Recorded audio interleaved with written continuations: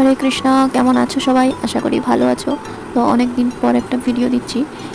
এই গরমে বেরিয়ে পড়েছি আজকে আমি। দেখতেই পাচ্ছ যাচ্ছি, কোথায় যাচ্ছি সেটা যেতে যেতে বলছি, চলো দেখা যাক। তো প্রথমে আমি বাড়ি থেকে বেরিয়ে এখানে টোটো ধরে চলে যাব রাম মন্দিরে। হ্যাঁ, আজকে রামনবমী, তাই আমি মায়াপুরে একটা রাম মন্দির আছে, সেখানে দর্শন করতে যাচ্ছি। তো দেখতে থাকো তোমরা, আশা করি ভিডিওটা ভালো লাগবে। তো টোটো করে এসে আমি চৈতন্য মঠের সামনে নেমেছিলাম।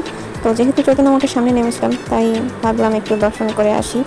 কিন্তু আমার ভাগ্যই খারাপ, কারণ এই সময়টা মন্দিরে ভোগ লাগানো হচ্ছিল, তাই বন্ধ ছিল। তাই আমি এখান থেকে বেরিয়ে চললাম রাম মন্দিরে। চৈতন্য মঠের পাশ দিয়েই, মায়াপুর সেই চৈতন্য মঠের পাশ দিয়ে একটা রাস্তা আছে, তোমরা চাইলে যেতে পারো। সোজা রাস্তাটা গিয়েই মন্দিরে। আর এই রাস্তাটা আমার দারুণ লাগছিলো। প্রচুর রোদ ছিল, কিন্তু তাও চারিপাশে এত ধান গাছ সবুজ দেখে আমার তো খুবই ভালো লাগছিলো। তারপর আমরা দেখতে দেখতে চলে আসলাম। এই দেখো, এই রাস্তা থেকে উঠেই মন্দিরটা। তো তোমরা মায়াপুর আসলেই মন্দিরে যেতে পারো।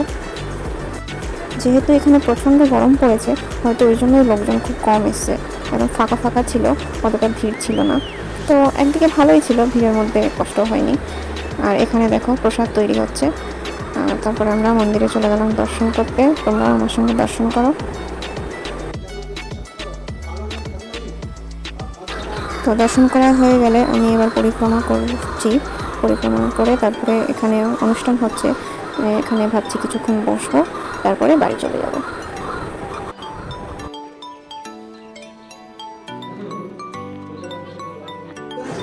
দেখো, এখানে সব অনেক বড় বড় মহারাজরা, সব গৌরিয়া মঠের মহারাজরা বিভিন্ন ক্লাস দিচ্ছিলেন। খুবই ভালো লাগছিলো এখানে বসে।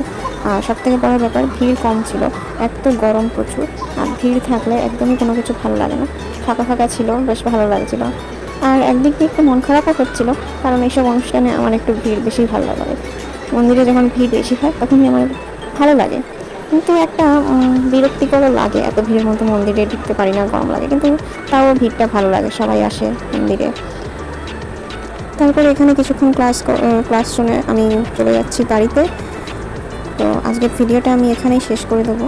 আর ভিডিওটি ভালো লাগলে লাইক করতে ভুলবে না, আর আমার চ্যানেলটাকে প্লিজ সাবস্ক্রাইব করে দেবে।